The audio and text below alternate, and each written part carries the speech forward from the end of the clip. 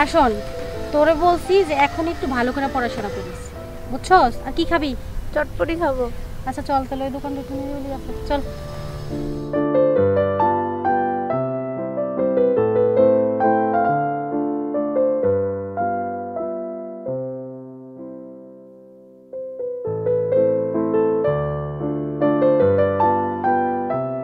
এখানে কি কেউ আছে?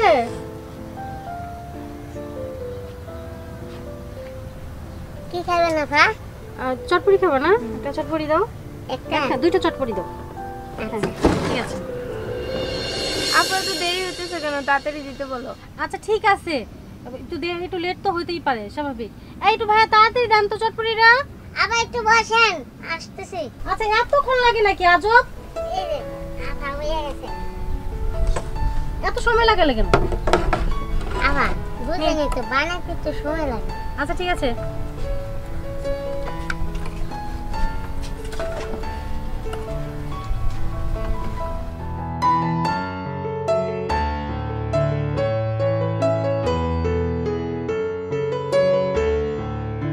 আয় পিচ্ছি, আয় বিল নিয়ে যা।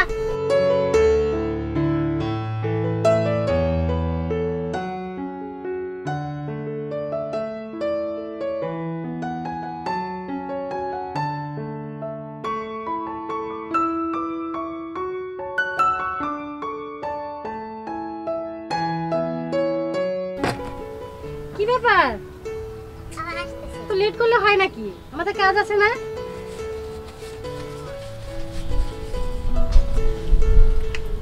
আপা, এই 10 টাকা আমাদের দেন। টাকা দেখলে কি চাইতে মন চায় নাকি? ফালতু কথা কার? কেন চটপটির বিল দিয়েছি না?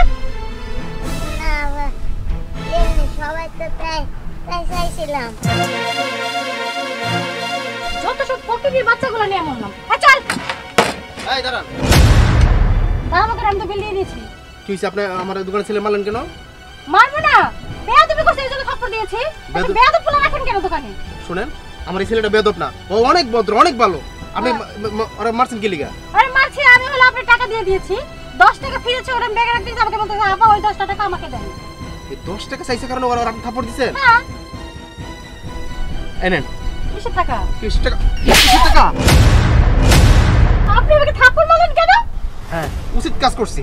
আপনি 10 টাকা চাওয়ার কারণে যদি ওরা থাপ্পড় মারতে পারেন, আর আমি আপনার 10 টাকা দিয়ে থাপ্পড় দিছি, এতে কোনো আমার অন্যায় হয় নাই, বুঝেন নাই? আসলে ভাইয়া আমার মিস্টেক হয়ে গেছে, সামান্য 10 টাকার জন্য ওকে আমার থাপ্পড় মারাটা উচিত হয় নাই। দেখেন, ওরা গরিব মানুষ, ওরা কাজ করে খায়। 10 টাকা চাইছে, ও তো চুরি করে নাই। ও তো আপনার এই টাকাটা ইচ্ছা করলে ও তো চুরি করতে পারতো। ও আমার দোকানে অনেক বছর ধরে আছে, ওর আজ পর্যন্ত আমার খারাপ কিছু দেখি নাই। ও 10 টাকা চাইছে, হয়তো বা ওর মানে জরুরি কোনো দরকার ছিল।